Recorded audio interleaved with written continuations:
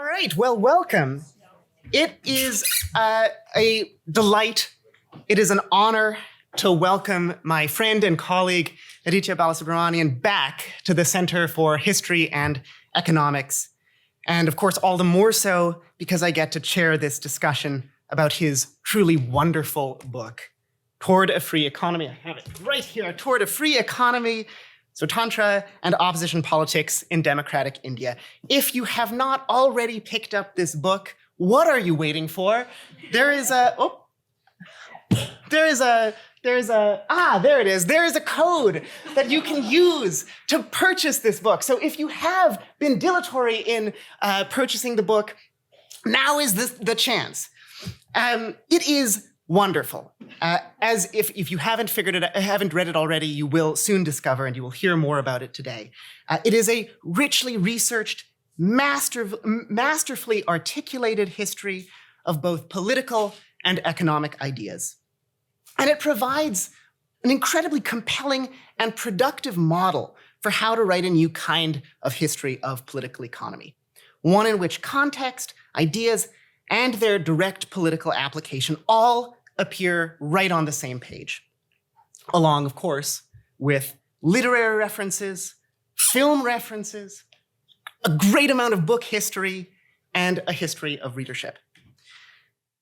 Aditya Balasubramanian is senior lecturer in history at ANU, and on a more local note, he's had a long and really wonderful relationship with the Center for History and Economics, most recently here at Harvard as a prize fellow.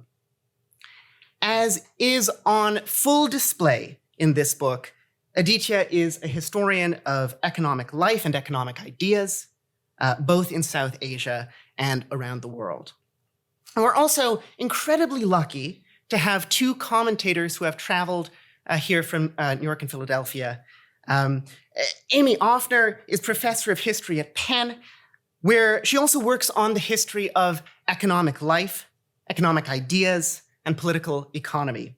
Her book, Sorting Out the Mixed Economy, The Rise and Fall of Welfare and Developmental States in the Americas, is, as I'm sure lots of people here know, a path-breaking study of developmentalism in Latin America and the entangled history of ideas and state practices in the US and Latin America. It's won a whole bucket of prizes and generated reams of really positively glowing reviews.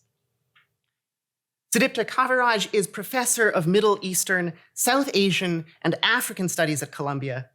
He is a renowned expert in the history of Indian social and political thought. He's written really extensively on the subject, as well as on Indian literature and cultural production.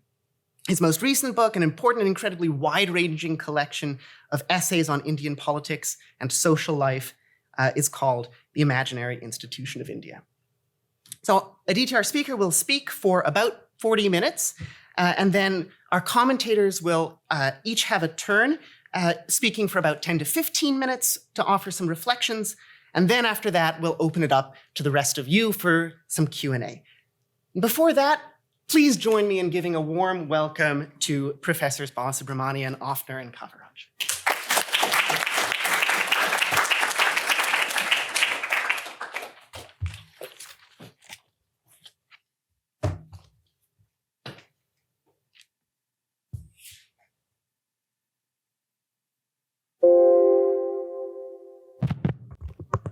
So good evening, everyone. And first and foremost, I really want to thank everyone at the Center for History and Economics for hosting this event.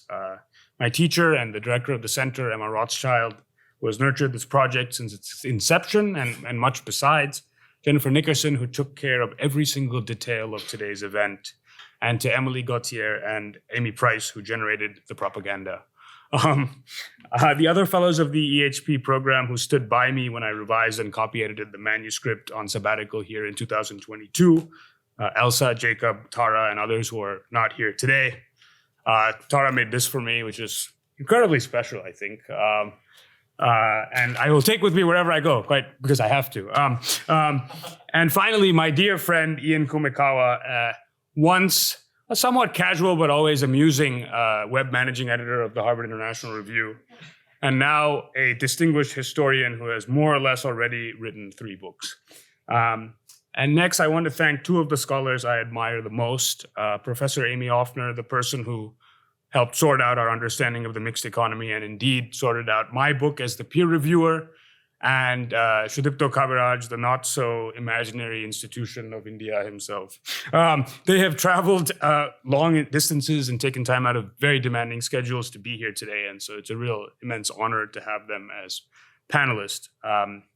And finally, I want to thank all of you for being here. I see many teachers and friends like family to me, people from who I've known since, since childhood and early adolescence and into more recent times. So thank you. I might speak for a little longer than 40 minutes, but I beg your indulgence. So let's begin. Above all, the abstract question that motivates the book is how we can better understand India's simultaneous escape from colonial economic stagnation and the persistence of the democratic form, which was introduced to a largely poor and unlettered people.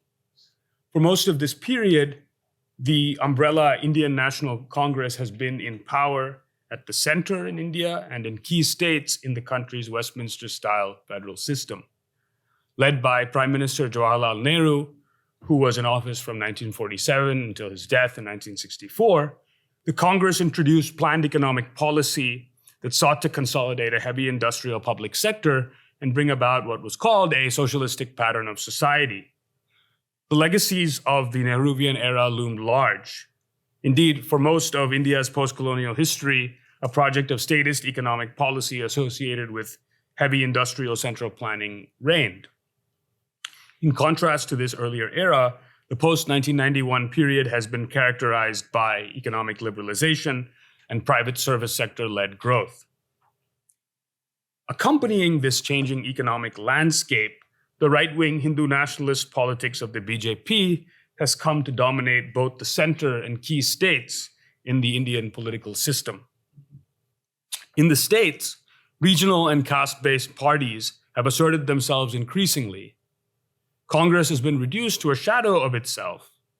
This period has been characterized in social scientific literature as a sharp break from the past. But India was always a mixed economy of private and public sectors, with the majority of Indians engaged in informal private activity. And despite the dominance of the Congress, political opposition was given the space to emerge and advance alternate agendas. And so it's from that observation that my project begins. Toward a Free Economy argues that during the 1950s and the 1960s, a non-sectarian right-wing politics embracing an alternative economic paradigm to planning emerged in the form of the Swatantra or Freedom Party. Its politics was associated with the keyword free economy against the so-called socialist planned economy of the day. The emergence of free economy was driven by changes in Indian economy and society. Its major ideological constituencies hailed from landed and mercantile castes in southern and western India, several of which were transitioning to new forms of economic activity.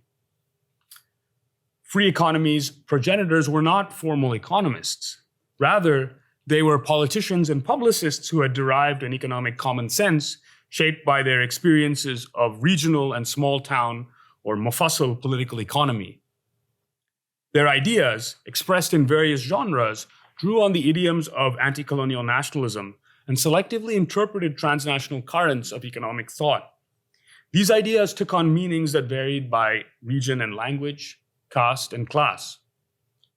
But four key characteristics united these varying visions: anti-communism, the advocacy of unfettered private economic activity, decentralized development, and the defense of private property. The movement for free economy took institutional form as the Swatantra or Freedom Party, which rose and fell between 1959 and 1974. It was advanced through what I have called the Swatantra Party's project of opposition politics. What did that mean? First, opposition politics meant presenting the idea of a conservative alternative to the Congress as salutary for the health of a post-colonial democracy, even one with progressive ideals. Next, opposition politics meant bringing economic affairs into the domain of public consciousness and mobilizing people around these issues rather than concerns of caste or religion. Swatantra sought to get Indians to interpret economic considerations as a key part of their citizenly lives. Through its attempts at communication and mobilization, it offered Indians an alternative economic program, and helped entrench economic claim-making as part of democratic practice. Third, opposition politics meant using the institutions of India's tripartite system of government to check the power of the ruling party. Opposition politics was an alternative to the dominant mode of influence sought by parties of pressure at this time, who vied to influence the umbrella party of consensus by adjusting its center of gravity in what the political scientist Rajni Kothari called India's one-party dominant system. Swatantra sought no less than to lay the foundations for a two-party system and invigorate Indian democracy. Unlike the communists or the ethno-nationalist Bharatiya Janasangh, forerunner of today's BJP, the other key opposition parties of left and right, respectively, Swatantra considered democracy an end in itself. What contributions does this book offer? Well, that's for you to decide. But here's what I would say. First, I think it reveals that in the heyday of the Nehruvian state, there existed powerful and politically organized constituencies for alternative, market-friendly policy, making a careful study of the regional and caste context in which this emerged. It thus moves us beyond the dominant thrust of post-colonial historiography on planning, policy, and partition, and prompts us to reconsider India's post-colonial history. Second, it shows how despite India's formal non-alignment during the Cold War, there was also a battle of hearts and minds that played out between an Indian anti-communist print culture and more popular left-leaning literature. This battle cannot simply be reduced to one derivative of superpower propaganda efforts. Third, moving beyond South Asia, this book rewrites the history of economic thought as a history of economic and political consciousness and communication, rather than economic theory. And to do so, it consults an archive of print and visual culture extensively. And finally, the book shows how local ideologies about political economy develop, inflected by colonial-era practices and ideologies, regional trends, and contact with the rhetoric of the outside world. It offers a perspective on the market turn in the second half of the 20th century from the perspective of non-Western societies and their concerns. This book is a contribution to the burgeoning historiography of neoliberalism that shows how mid-20th century Indian economic conservatives established points of contact and selectively borrowed rhetoric from self-identifying neoliberals of the Mont Pelerin Society of Hayek and Friedman, even though they were not meaningfully neoliberal themselves. Unlike these Western interlocutors who sought to protect markets from democratic forces, my protagonists considered markets to be part of their very fabric of their democratic politics. So, let's begin in the port city of Bombay, where in 1947, a flour mill owner named Ranchhod-Das Lotwala rechristened his Institute for Indian Sociology as the Libertarian Social Institute. It was here that the term free economy was coined and discussed. Lotwala hailed from the Gujarati language-speaking Halai Lohana caste. The image on the slide shows the building that houses the Institute Library, which you can visit today at the intersection of Vittalbhai and Vallabhbhai Patel Road. It is now called the RL Foundation Library after Ranchhod-Das Lotwala.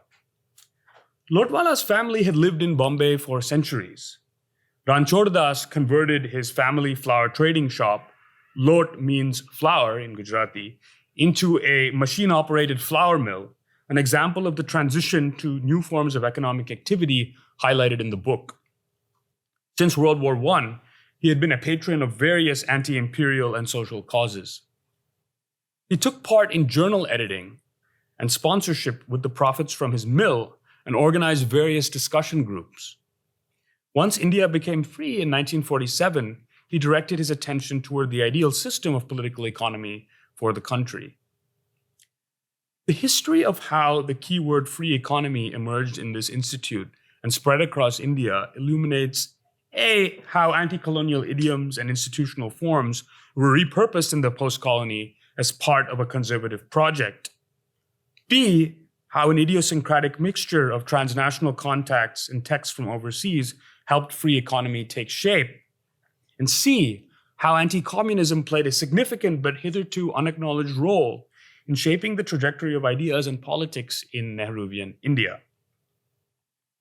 As free economy moved beyond its original utopian conception, this discourse started to be connected to a critique of Indian political economy. Although it primarily circulated in India's English language print public sphere, the discourse also managed to reach more populous regional language publics and even deep into the Indian Mufassal. By the mid-1950s, it was yoked to the demand for opposition to the Congress and formed the basis for the Swatantra Party. Free economy emerged against the backdrop of the Indian state's promulgation of the ideology and practices of planned economic policy. As you can see from the still of the government film, Tomorrow is Ours, planning was seen as a vehicle of progress. It was accompanied by a rhetoric of socialism. India's expert-directed five-year plan started in 1951, but built on policies initiated during World War II. These plans pursued a strategy of import substituting industrialization that privileged investment in heavy industrial activity led by the public sector. They were financed by foreign aid from both superpowers, increased taxation, and an inflation-creating deficit. Planning led to the nationalization of select private enterprises and efforts to redistribute land to redress unequal ownership. Private industry was tightly regulated and commodities and currency exchange controlled. The social foundations for free economy were laid by tensions that emerged between three interest groups growing in number and prominence: the bureaucracy, professionals, and business people operating local and regional small and medium-sized firms. The bureaucracy expanded in size and power owing to the state's expanded duties. Whereas in the colonial era, the smallest unit of administration had been concerned almost exclusively to collect revenue, the post-colonial state sought to direct and expand production and also provide a modicum of welfare. Between 1947 and 1968, employment rose from 3 million to 9.9 million across layers of government. Sarkari or government employees became the human face of the expanding Indian state. They enjoyed stable jobs and oversaw the dissemination of resources and practice of policy in an economically insecure country. These new faces of the state encountered a growing number of civilians in the professional classes, the second of these new interests. Between 1941 and 1971, the ranks of India's professional classes with some form of higher education, including engineers, doctors, teachers, scientists, journalists, and lawyers, grew by 1 million people. They concentrated in the cities and took advantages of opportunities in a growing economy. But they could also witness and comment on the shortcomings of India's attempted political and economic transformation. The third of these growing interest groups was small and medium-sized businesses operating enterprises of fewer than 200 people, concentrated in the former Bombay and Madras presidencies. Smaller units were not a priority of planning, but the private sector accounted for between a third and a half of increased manufacturing capacity and grew between 7% and 8% annually between 1950 and 1965. Both the new urban professionals and commercial groups broadly began to feel the pinch of the state and the power of the bureaucrat. That might be through rising prices brought on by deficit financing of the five-year plans, as the professionals experienced. Or it might be through a rising tax burden, which the businessmen of Bombay never missed an opportunity to lament. Frustration with these aspects of daily life came to feature in conversations, debates, and associations in the pages of newspapers and magazines. It was in this environment that the Libertarian Social Institute came to life. The person who ran the day-to-day operations was Ranchhod Das's extraordinary daughter, Kusum, who sacrificed a career as a sports journalist to undertake this work. Regrettably, the details I've been able to recover about her have been few, indicative of her significant but subordinate role in this history. The Lotwala's Institute published a biweekly journal called the Indian Libertarian, maintained a press, a bookshop, a research institute, and a residential hostel for about 45 people. The shelves of the bookshop and the title page of a sample book are pictured on the slide. The Institute sponsored essay competitions and hosted weekly discussions. It also ran a library that boasted a collection of approximately 6,000 books, and at one point received over 300 visitors a day. One of those was Rajni Kothari, the theorist of the one-party dominant system. For Ranchhod Das Lotwala, libertarianism stood for limited government and prized individual liberty.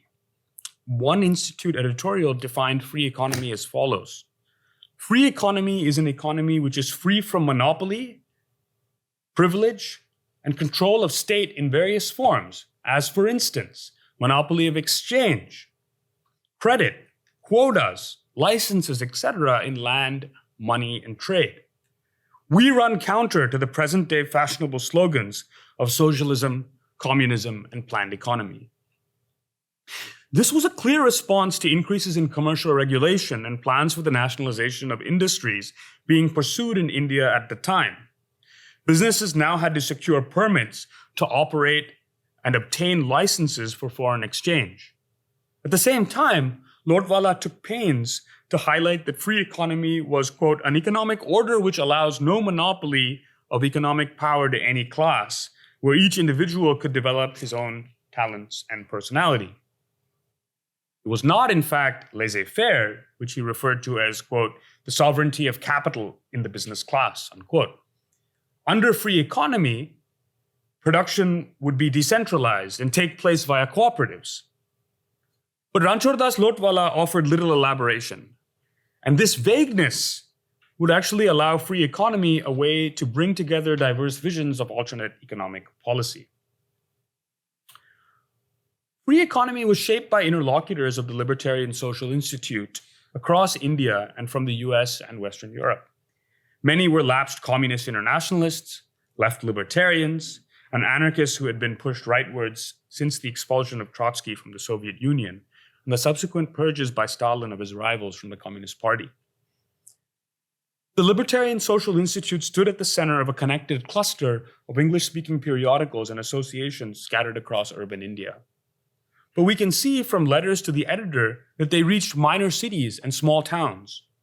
The chart in the slide gives circulation figures for these periodicals that help us understand how free economy spread. While less than comparable magazines of the left, indicated with asterisks and highlighted, these figures are not inconsiderable. They point to more ideologically dense, lower circulating magazines, the black cells with red lettering, and higher circulating magazines, the gray cells with black lettering. The members of this cluster did much to help each other out. They offered bundled subscriptions, advertised for each other's publications, and opened local branches for each other's organizations. Together, they were more than the sum of their parts. This was a kind of collective action from the margins. The Indian interlocutors of the libertarians were not purely interested in questions of political economy, however, and the founders of many of these groups had been involved in various kinds of anti-colonial struggles. Although they respected each other, major disagreements sprung up at times. For example, the Indian libertarians found the Hindu nationalist editors of the Organizer magazine to be too attracted to caste Hinduism and superstitious, while ignoring the allegedly rational concerns of political economy. What united these organizations was their anti-communism and aversion to the Congress Party. Articles in the pages of their journals pointed to examples overseas to raise alarm that India was tending toward authoritarianism. Voluntary associations like the Libertarian Social Institute and the Forum of Free Enterprise had been the key vehicles of politics before mass nationalism. They were repurposed in the post-colonial setting. For the anti-colonial figures of different stripes who came together in this cluster, anti-statism was just as important as anti-imperialism had been previously. In the changed political context, they returned to this associational politics. Overseas, the key intellectual movement for the libertarians was American anarchist individualism, associated with the critique of the New Deal and urban industrial life. Other movements provided material support. They allowed Lotwala the rights to publish Indian editions and syndicate magazine articles. They sent discounted materials and disseminated free literature in an era of scarce foreign exchange. Organizationally, the key institutional influence was the Foundation for Economic Education in Irving upon Hudson, New York, America's major libertarian think tank and popularizer.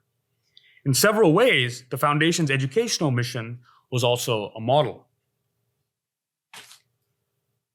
Bilingual intermediaries developed and disseminated their ideas between the elite English-speaking public and more populous regional language publics. They helped spread free economy beyond its English language origins, intelligible to just about 5% of the population. These intermediaries strung together new and unlikely alliances.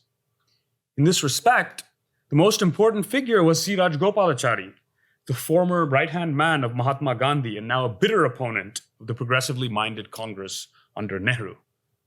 Retired by the 1950s, he still kept himself rather busy from the southern city of Madras and regularly wrote in its weekly Swarajya or Self-Rule magazine.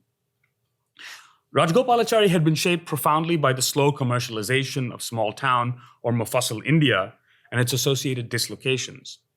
Since his early life, he worried over the risk of the abuse of power by the state's personnel and influence peddling to win elections by hook or crook. According to him, India was a permit license quota Raj. This was an oligarchic coalition of large commercial interests, Congress Party politicians, and bureaucrats who distributed permits and licenses to enforce controls over the planned economy. The logic ran that business donated to the coffers of the Congress, who instructed its bureaucrats to give them favorable treatment, and the people suffered. While the old British Raj had gone, Rajagopalachari suggested that a new Raj of the Congress had come to stay. Only a conservative party could create balance for Indian democracy by offering hope of a two-party system, he argued. Rajagopalachari started to call for free economy as the key platform for such a new party and co-founded the Swatantra Party in 1959.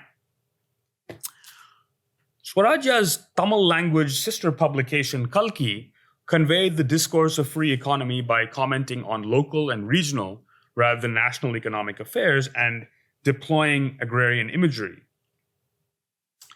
In the cartoon displayed, the finance minister, Chintaman Deshmukh, is portrayed as a farmer chasing away the deficit, which is a goat trying to eat the sapling called Irandavadu Aindu Varsha Thittam, or Second Five-Year Plan.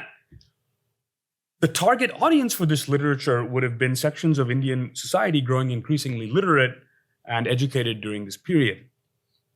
Between 1955 and 1960, when publications like the Indian Libertarian came into being, periodical circulation in India rose from 11 million to 19 million.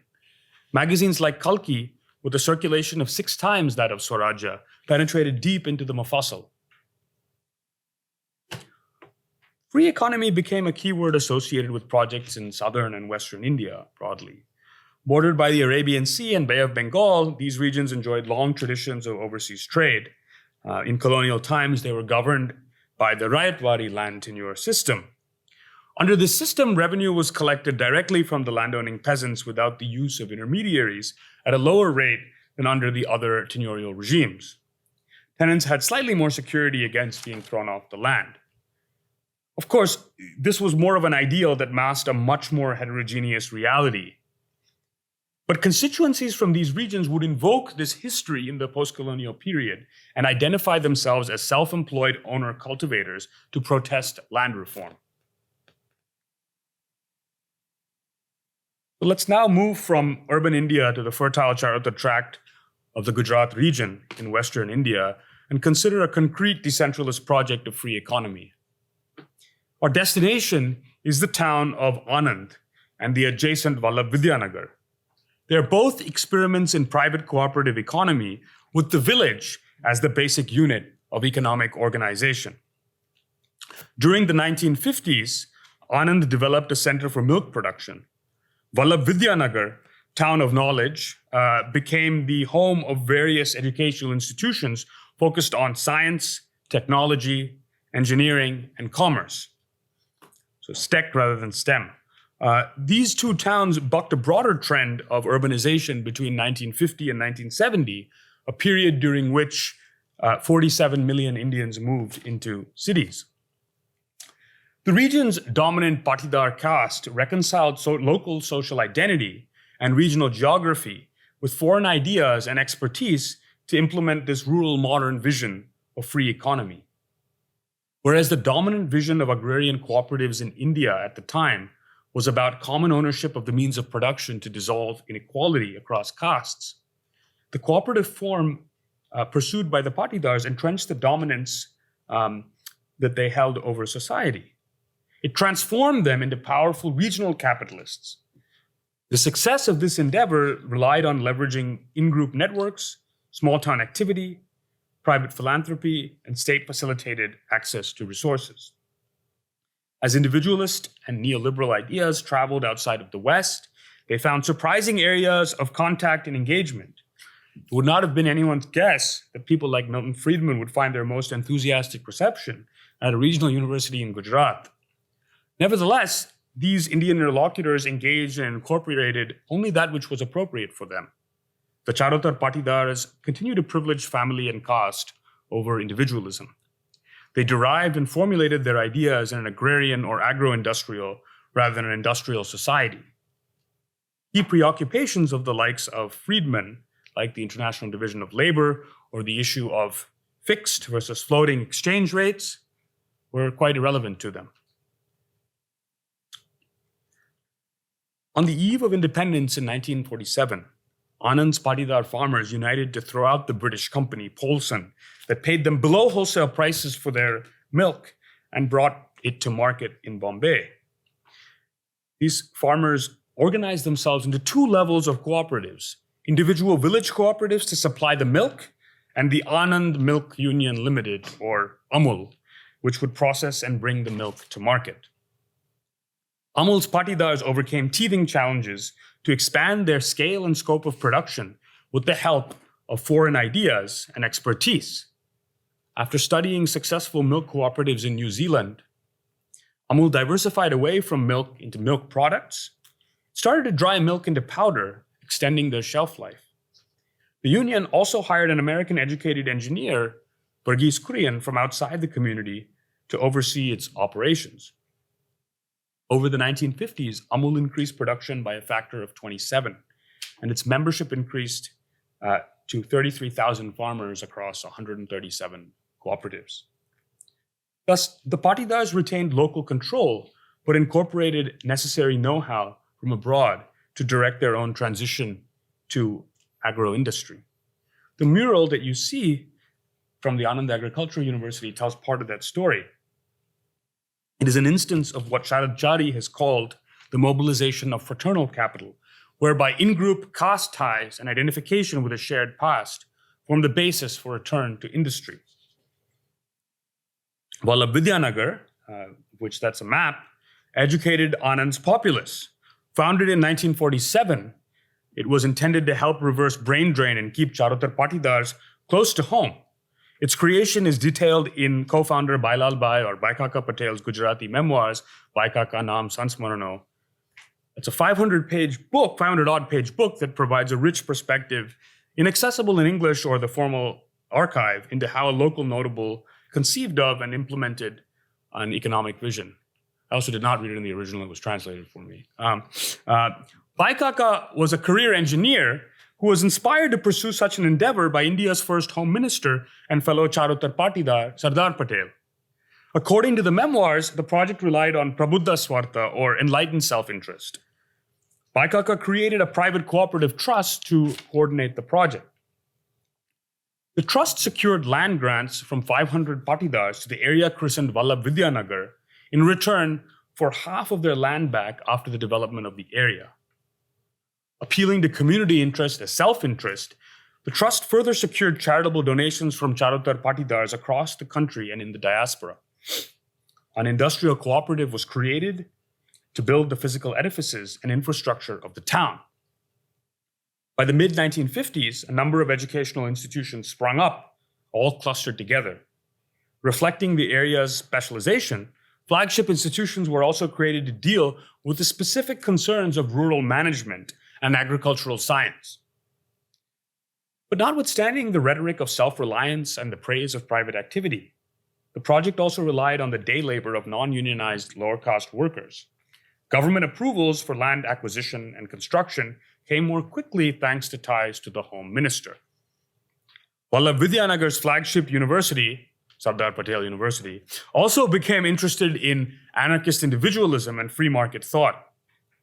The American individualist who had inspired Ranchhod-Das Lotwala worked there as a consultant for several months during the 1960s and designed their general educational curriculum. His name was Ralph Borsodi, and you can find his papers in New Hampshire. The head of the university economics department was a member of Hayek and Friedman's Mont Pelerin Society, and even spent some time visiting the University of Chicago.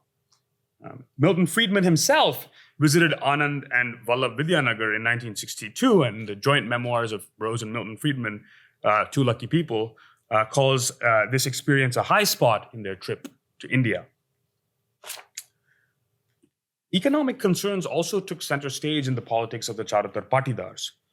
During the 1920s, of course, this community had staged some of the first major anti-tax protests against the British Raj that inaugurated the era of mass nationalism under Gandhi, with Sardar Patel at the helm.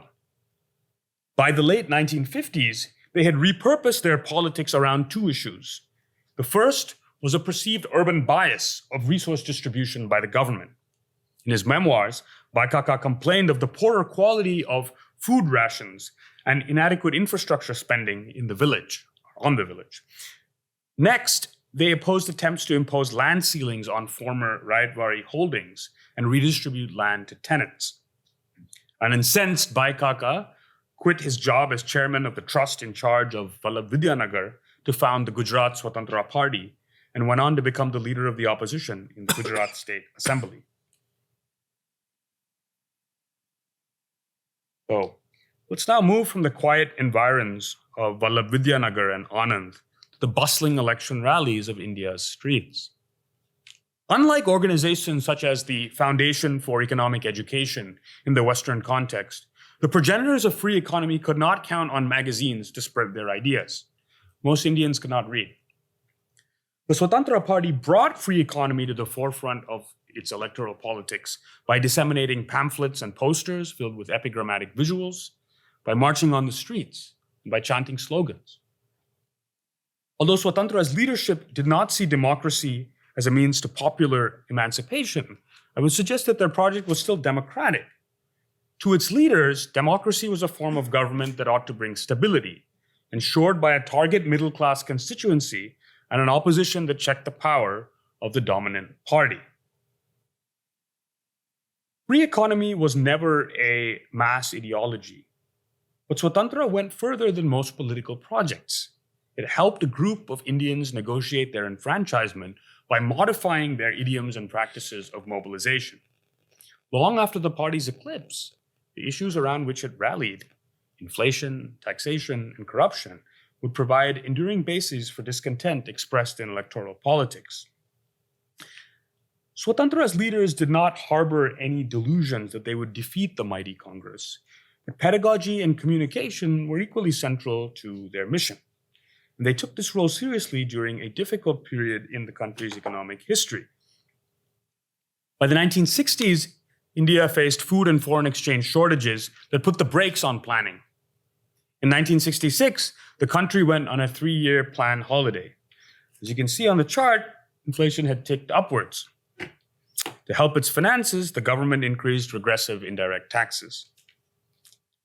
Swatantra sought to convey that the neglect of agricultural investment and deficit financing in the second 5-year plan of 1956 to 61 had caused these woes. The party exaggerated India's economic woes to assault the Congress regime's legitimacy. The communication efforts of Swatantra included both pedagogy and polemic. In the slide, you can see a page from the party's pamphlet called Who's to Hold That Price Line? After defining inflation, it offers 3 definitions of money: medium of exchange, a store of value, a unit of measure. Thus far, it's indistinguishable from the Ecten treatment. But now comes the polemical turn. The pamphlet introduces both an expanding number of state bureaucrats who drive up government expenditures and rising indirect taxation as causes of inflation in India. As you can see, there's a visual contrast between the rather large, expanding government babu or bureaucrat and the skinny, chained-up common man suffocating under taxation. The translation of free economy into electoral politics involved criticism like this rather than constructive thought. The visual literature was also presented in Indian languages. The image on this slide is from a poster used in the state of Madhya Pradesh titled Yojana aur Pragati ki Raah par, or On the Path to Planning and Progress. It shows a Bade Vyapari or big trader on a donkey called the Congress, flaring the word Samajwad or socialism from its nostrils, as it tramples over farmers, small traders, workers, and Madhyam Varg Janta or middle-class people. This is an indictment of life in the permit license quota Raj. The target of this material was an ambiguously defined so-called middle-class citizen. Imprecise definitions in party memoranda range from a salaried employee with a family to those who self-identified as middle class, to a self-employed person, whether a farmer, artisan, shopkeeper, or a professional.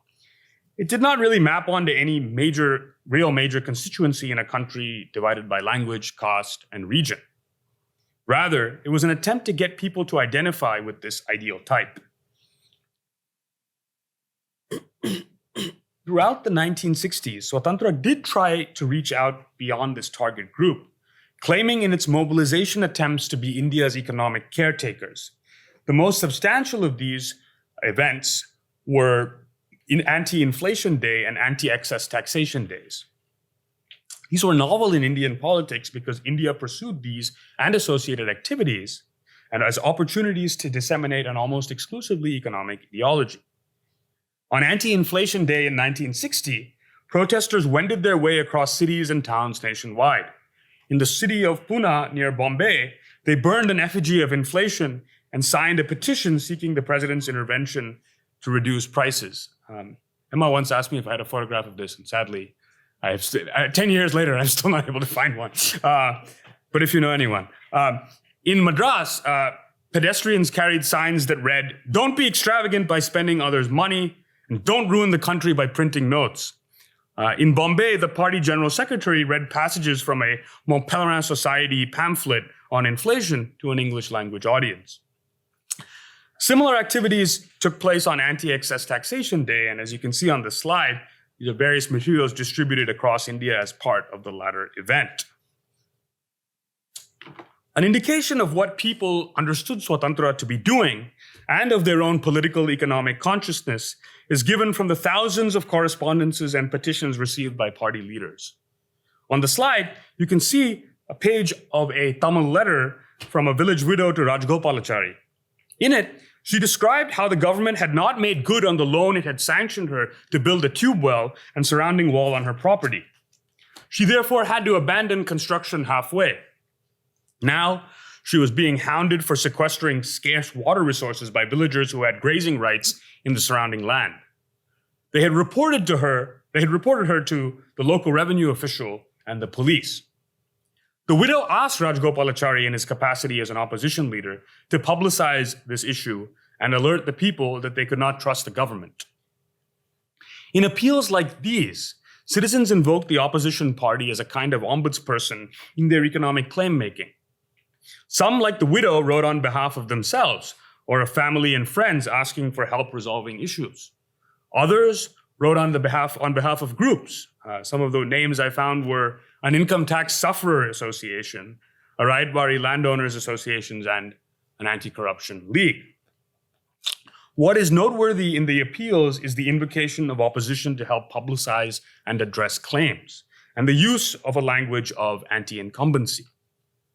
Economic insecurity and observations about the abuse of public office provoke discontent with the country's development strategy and could engender some sympathy for Swatantra. Other categories of letters offered support for the party, proffered lengthy opinions on politics and economic affairs, or reported on local party activities.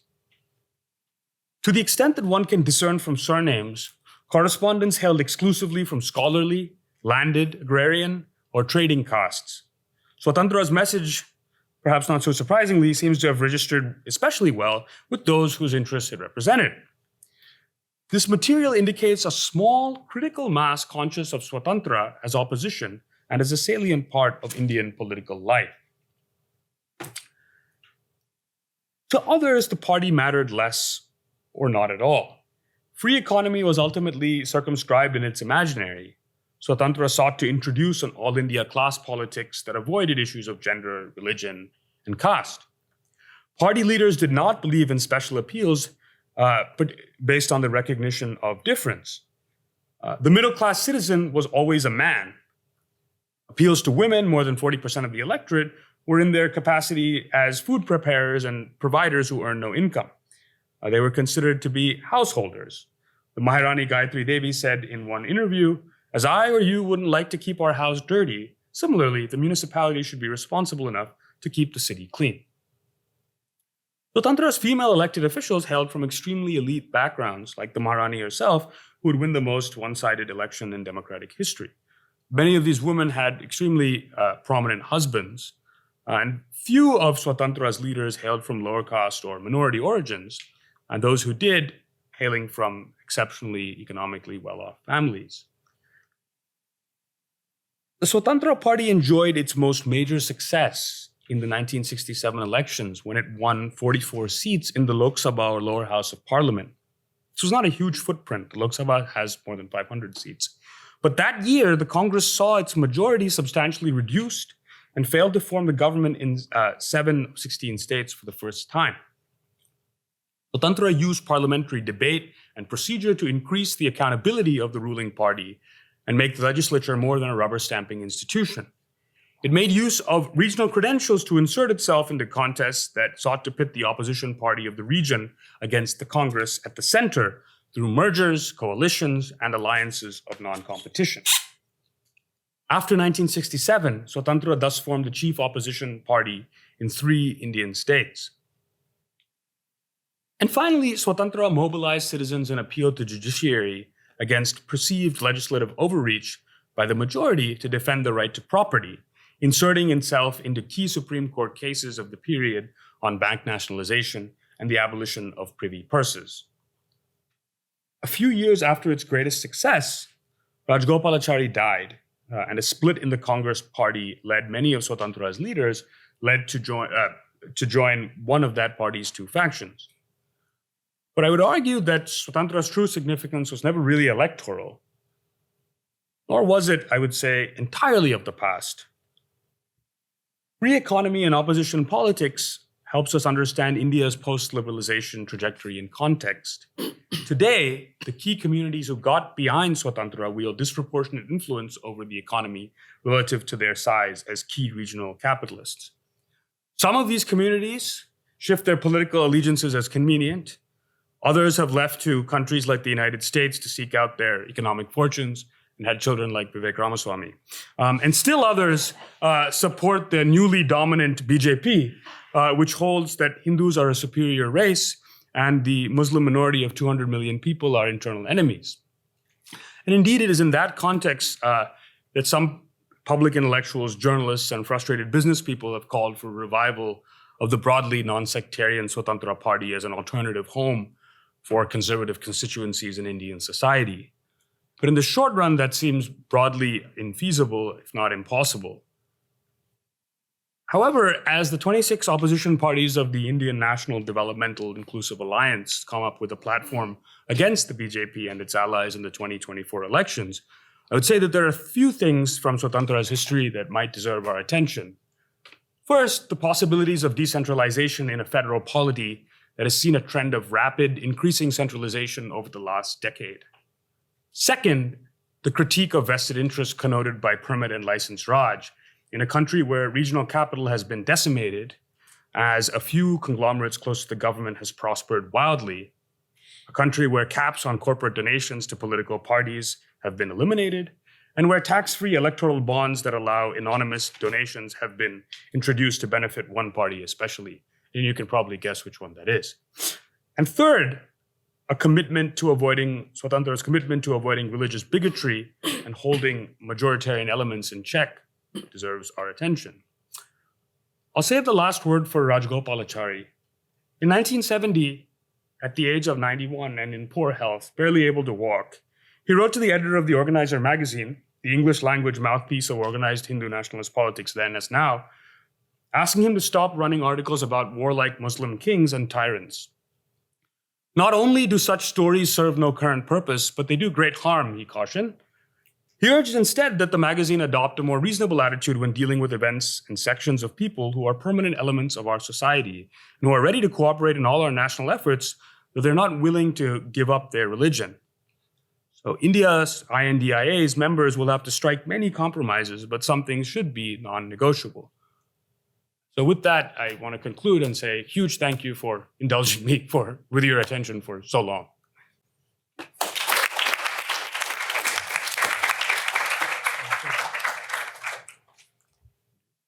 Why don't you go first?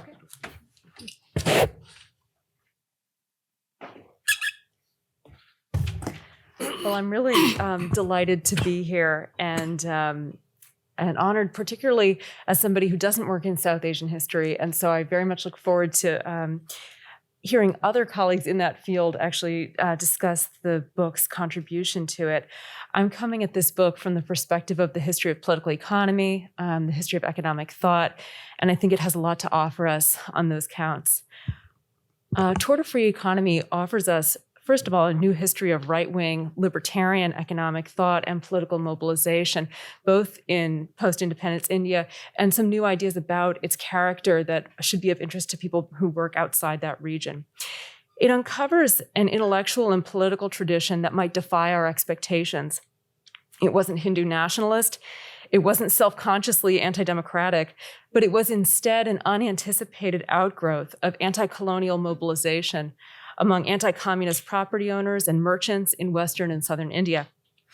Most of them conceived of themselves as advocates for democracy, insofar as they sought to create a multi-party electoral system during the heyday of Congress power. The free economy tradition this book shows us was internally rather diverse. It took both popular and professional forms, and it became associated with a considerable variety of local economic practices that we've seen some examples of this evening. Some of what its adherents shared was anti-communist fervor, opposition to often stylized images of state intervention in the economy, and powerful investments in private property ownership. Rather than a narrow history of economics, this book offers something that I think is more original and more important, what Aditya calls a history of economic consciousness and the communication of economic ideas across much wider publics. Economics in the 20th century, we know, was much more than an academic discipline. As economists ascended as policymakers and as economics became increasingly central to statecraft itself, economic reasoning became a popular language of legitimation. And so the book examines the production of ideas in many locations, and it examines the processes of social mediation and mobilization that gave ideas political power. The book is based, I think, on very impressive reading across languages and genres. It expertly interprets a very eclectic array of newspapers, journals, memoirs, novels, children's books, cartoons, and more. Throughout, the readings are very sensitive and illuminating. They're attentive to the oral cultures that shape texts, the mechanisms by which some but not all texts circulated, and the ideas that were lost in translation. And the book is especially attuned to regional, linguistic, caste, and political economic divisions within Indian society, showing how ideas were embedded in distinctive contexts. Speaking not to the field of South Asian history, but more generally to the fields of political economy and intellectual history, I think the book makes a number of important contributions. First, its exploration of economic thought in multiple non-professional registers and across numerous literary genres is really a model for the field. One of the highlights for me is chapter 4 in the book, which uses this kind of sensitive reading to show what free economy meant to a quite diverse set of local elites in southern and western India, from N.G. Ranga, who was an anti-communist promoter of peasant internationalism and Afro-Asian solidarity, a profile that I never expected to find in this book, to the Partidars of Gujarat, who we heard about a bit in Aditya's presentation, who believed in caste-based cooperatives and private philanthropy. And that latter example was to me particularly interesting for defying any idea that a libertarian party needed liberal adherents. The collective and not the individual lay at the heart of their vision of political economy. As these examples suggest, the book makes a second important contribution, and that is that it introduces, I think, a completely new set of historical figures, institutions, and keywords to the study of the political right since 1945. The intellectual biographies of Lotbala and his collaborators early on in the book, and of Rajagopalachari later on, are fascinating in themselves, and the book uses them to trace networks of publications and organizations that simply haven't registered, I think, in the scholarship that's centered on the North Atlantic. The book also presents a new understanding of right-wing libertarian thought as an outgrowth of anti-colonial movements and of agrarian politics. Today, we know, of course, that European neoliberal thought grew in part as a reaction against decolonization, but this book shows us a very different relationship between decolonization and right-wing libertarianism. It shows us veterans of India's independence movement who believed in decolonization, but thought it took a wrong turn fairly quickly. And they amalgamated their own anti-colonial commitments with elements of Cold War anti-communism and rather self-interested objections to Nehruvian economic policy to generate arguments against taxation and economic regulation. What's also new here is an understanding of the agrarian roots of these ideas. This book finds convergences between Indian and US thinkers who idealized small rural property ownership, peasantries, yeomanries, and they generally mobilized the image of the peasant proprietor in order to legitimate much larger rural landowners in societies that were marked by extreme class, racial, or caste divisions. And to my knowledge, there's really no other book that so effectively traces right-wing libertarianism or neoliberal thought to these rural ideological traditions. I want to close with a couple of thoughts on and some questions on what I think are ultimately the most important themes of the book, neoliberalism and democracy, their making and their meaning. On neoliberalism, the book very persuasively challenges the idea that self-described neoliberal thinkers simply cooked up ideas in the North Atlantic and then projected them outward into the rest of the world. It shows, first of all, that neoliberals in the North Atlantic had relatively little influence on intellectual life in post-independence India. Indian intellectuals associated with the idea of free economy were certainly conversant with select, although not all, publications by US and European neoliberal thinkers. Some of them had direct contact with the Mont Pelerin Society, but they took up North Atlantic ideas quite selectively. And they used international networks not simply to import ideas, but also to communicate their own convictions to wider audiences. My question is whether you think this book is offering an alternative origin story for neoliberalism, or whether the history of free economy in India is something beyond the history of neoliberalism itself. Free economy clearly was a keyword that imperfectly captured grievances that were specific to Western and Southern India. Its defenders fought taxation, regulation, and images of central state planning. And in that sense, they shared something with self-described neoliberals. But the programs that they advanced may not have been reducible to neoliberalism. And as the book makes clear, the Swatantra Party was not itself responsible for the eventual implementation of neoliberal reforms in India, although some champions of neoliberalism today retrospectively claim the party. So if we can agree that this is not a story about kind of neoliberal diffusion from the North Atlantic outward, is it centrally a story about neoliberalism at all? Or would another category be more helpful? Right-wing libertarianism is a phrase I've been using here, but there may be better ones. So how do you think about those categories? And how do you think about the challenge of classifying ideas that may look different in retrospect than they did at the time? Finally, democracy. One of the most important and surprising arguments in this book is the claim that this right-wing political project was an attempt to deepen democracy by introducing an opposition party and opposition consciousness. This book forcefully challenges Wendy Brown and others who maintain that neoliberalism was and is an anti-democratic political project designed to depoliticize economic life, that is, to remove economic policy from the domain of democratic decision-making. This book shows beyond any doubt that Swatantra was deeply invested in politicizing economic policy. It sought, not always successfully, to mobilize a mass, at least middle-class electoral base. It challenges us to recall that democracy has had multiple meetings, and not all of them have been emancipatory. If an earlier generation of historians had to struggle against the constraints of Cold War liberalism and post-Cold War triumphalism to argue that democracy's meanings could extend beyond liberal democracy, this book is written in a different moment, and it asks us to recognize extremely narrow and inegalitarian visions of political order as potentially democratic. It also suggests that these visions might have a valuable place in our political world today. That a right-wing party like Swatantra would be a preferable right-wing alternative to the BJP in India and perhaps other ethno-nationalist parties elsewhere. The book's closing pages, to me, are quite sobering. They really force the reader to ask what a usable past is in a time like ours.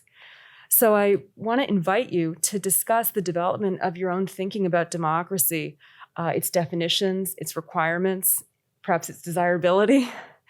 I also wonder what it means to you to rescue a political tradition that you make pretty clear you wouldn't vote for, but that you wish somebody else would. So I will leave it at that. Thank you for a superb and challenging book.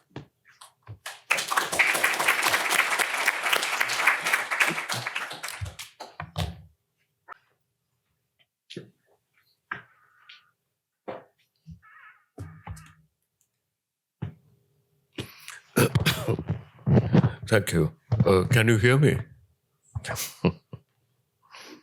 I have a couple of my students sitting here, so it's always a problem. I'm very thankful to Aditya and the Center for making me part of this discussion.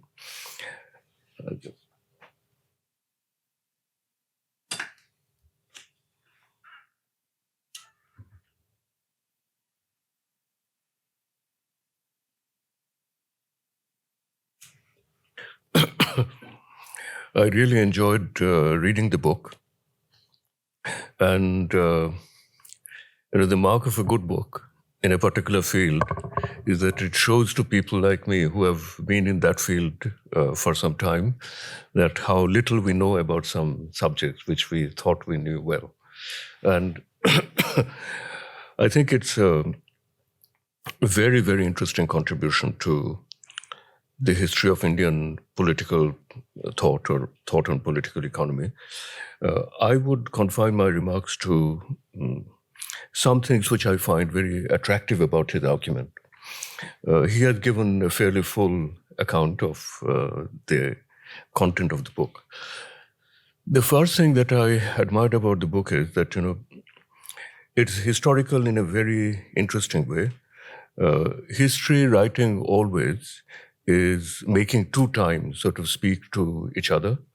One is the time in which the thoughts about which the book is written, in this case, conservative thought, I'll have a few critical remarks about that later.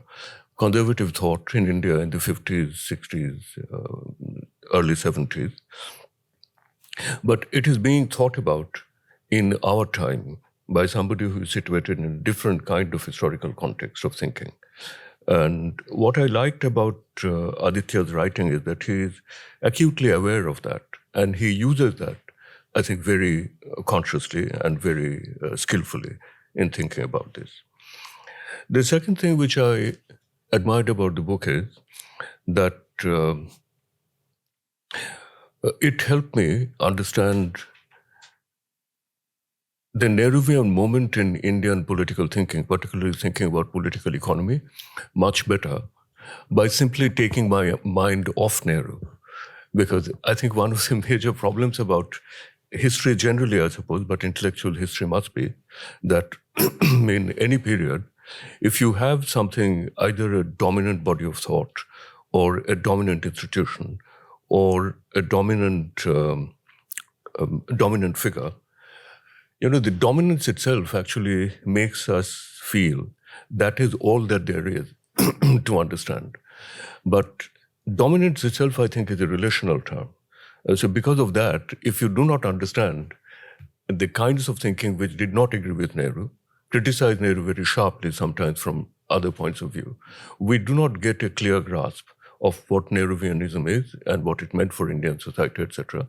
So that's why I'm grateful to Aditya for giving us a book which helps us understand Nehru and Nehruvianism precisely by taking our attention away and focusing it on something which is one of the sharpest critiques of Nehru.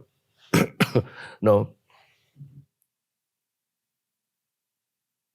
I have a slight, it's not a criticism, it's actually something which is reflected in Aditya's own writing. This is why I also liked your writing, because the writing actually, I have been struck by the fact in thinking about a political theory outside the West, how conventional concepts like conservatism or liberalism, neoliberalism, etc., which we must use outside the West, but when we use them in ecologies outside the West, the thought ecologies outside the West, they get disturbed and displaced, not in the sense that they become meaningless, but their meaning actually goes in unexpected directions.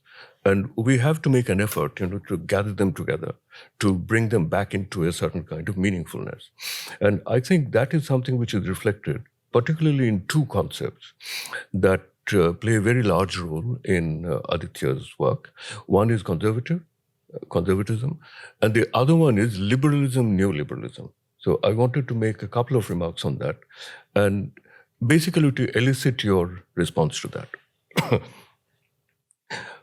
I'm slightly uneasy with calling the Swatantra thinkers conservatives because, they are not conservative in the sense that they want to conserve the structure of the economy which was left behind by colonialism in any sense. And they are also, in a certain sense, people who are supporters of a very radical form of change, but a radical change which is capitalist, essentially, in its character, and not socialist in the broad sense, either in the sense in which Nehru was using that term, or the sense in which the communists or more radical Marxists use that term. And I think this is also reflected in some of their own writing, that they call themselves conservatives, but calling that kind of position conservative, I think, actually works much better in the United States or in the European context. And so it shows, and I think Aditya is aware of this kind of slight deflection. The concepts actually start wobbling a little bit when you enter it into a different kind of conceptual culture. Now, I was also very impressed by two methodological points which I want to note. I'm very favorable to contextual study of political ideas, and so is Aditya. But what I found very interesting was that, context is a misleading concept. When we say that we want to understand something contextually, at first it seems unproblematic, but when we try to do it, it becomes very clear that, finding out what exactly the context is a matter of, it's an intellectual challenge. Which direction do you look in? when you are saying that I want to understand the context. The easy things are to look at the political context, defined very narrowly, or the social context, defined whichever way, but Quentin Skinner actually warns us against that kind of thing. But if you are sensitive to intellectual context in a much more rigorous way, then in Indian political thought, the question of context actually raises a very important choice. When we discuss people like Nehru, or let us say, leave aside Nehru. Nehru is not a very good example. Think of somebody like Gandhi, or even Ambedkar, or somebody who is not primarily economic thinker, Tagore. Any of the big Indian thinkers, we can think about them as Indian thinkers, forgetting about the regional context from which their thought comes. Right. But most of the time, Nehru is an exception in that sense, but most of the time, the significant thinkers in Indian political thought, they are produced by a certain kind of distinctive regional intellectual ecology. And these are quite distinctive. Madras, where Rajagopalachari comes from, Bhai Kaka, who comes from Gujarat, or K. Munshi, they are both from Gujarat. Lotwala is from the local context of Bombay. They all come from contexts which are very, very regional and highly specific. What I particularly liked about Aditya's treatment is, for instance, when I have written about, I haven't written so much about economic thinking, but when I've written about political thinking, I think I have also erred quite often by focusing on English writing and assuming the context to be a national context in that sense.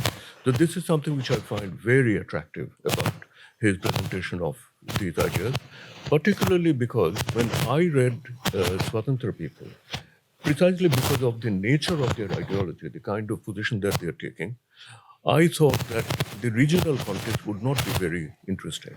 But the way he lays out the regional context in Bombay, in the Lotwala family, then Bhai Kaka and K. Munshi is also very interesting because he is Gujarat and Bombay, both at the same time.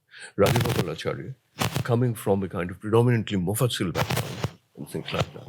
So that is something which I like very much.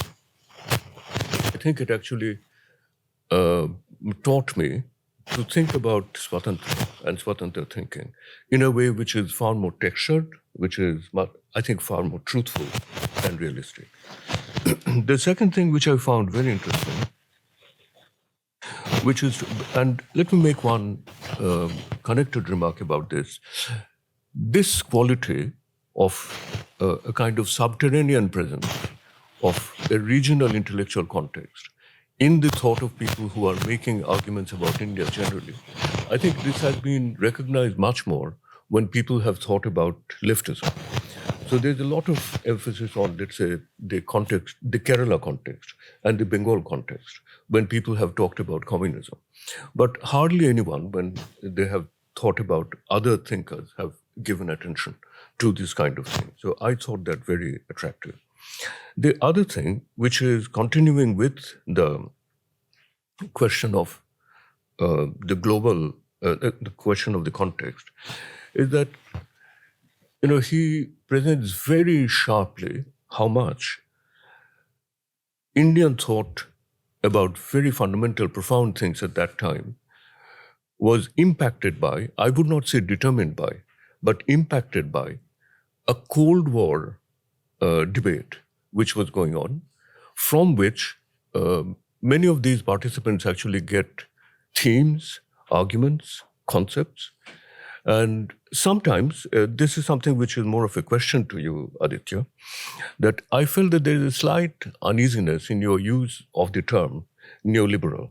For instance, when you are defining neoliberal in terms of the Austrian, Austrian economists, von Hayek and von Mises, etc., you also make a remark at one point that in some ways, the extremism that is normally associated with a neoliberal position rather than a conventional liberal position, that creates a slight difficulty.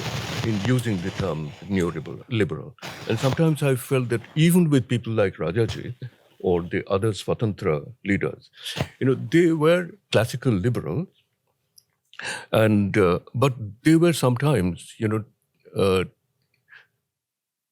for instance, Chenoy and some of these other people who are much more into the Cold War rhetoric. They're taking a rhetoric, they are borrowing a rhetoric from the Cold War disputation. And the rhetoric is sometimes actually making their political position slide a little bit unintentionally, more to the right.